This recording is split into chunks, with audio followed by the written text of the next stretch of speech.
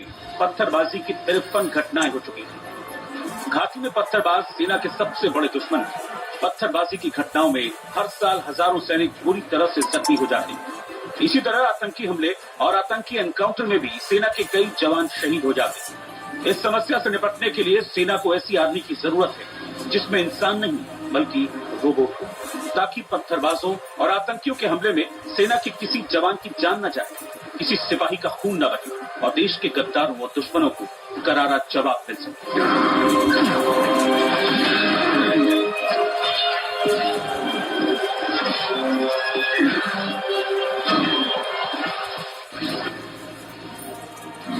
भारतीय सेना जल्द ही घाटी में रोबोट तैनात करने जा रही है। ये रोबोट न सिर्फ पत्थरबाजों बल्कि आतंकवादियों से निपटने के लिए भी काम करेंगे।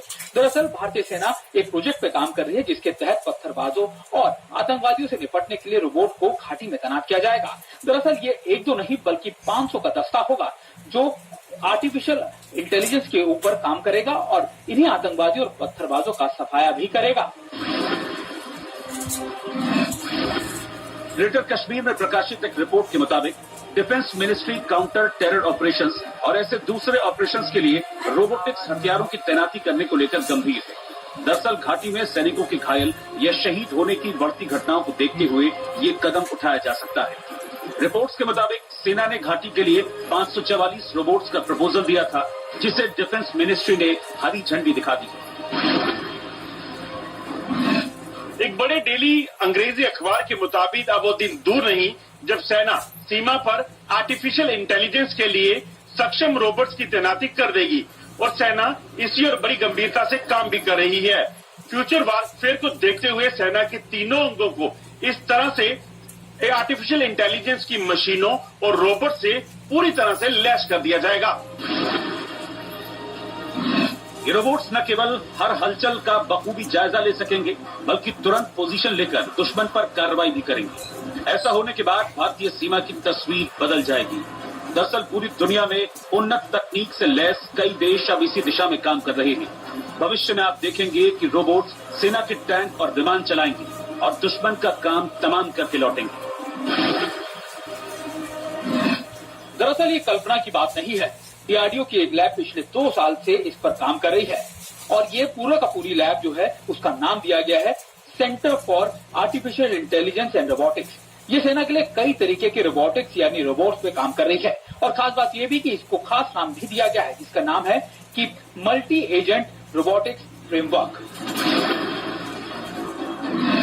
मोटे तौर पर इतना समझ लीजिए कि भविष्य में अगर कहीं पठानकोट जैसा हमला हुआ तो जवाब सैन्य बेस के सैनिक नहीं बल्कि अलग अलग तरह से काम करने वाले रोबोट्स देंगे। अमेरिका जैसे देश ने तो खास तरीके से तैयार रोबोट्स सीमा पर तैनात भी कर दिए हैं। इनका इस्तेमाल उसने अफगानिस्तान में भी किया था। सेना के काम आने वाले खास तरह के रोबोट्स कई काम एक साथ करेंगे। वो न केवल ये भांप सकते हैं कि दुश्मन कितनी दूर है या उसने कैसी पोजीशन ली हुई है, बल्कि ये भी भांप लेंगे कि वो किस तरह मूवमेंट बदल रहा है। इसी के मद्देनजर वो तुरंत रणनीति बनाकर अटैक कर देंगे। ये रोबोट्स बखूबी बचाव भी करेंगे। यकीनन उनकी तेज प्रतिक्रियाएं दुश्मन को हैरान कर देंगी। कहने का मतलब ये है कि आने वाले समय में युद्ध वो सेना जीतेगी जिसका आर्टिफिशियल इंटेलिजेंस ज्यादा दमदार होगा और जिसके रोबोट्स मल्टीटास्किंग में ज्यादा निपुण होंगे।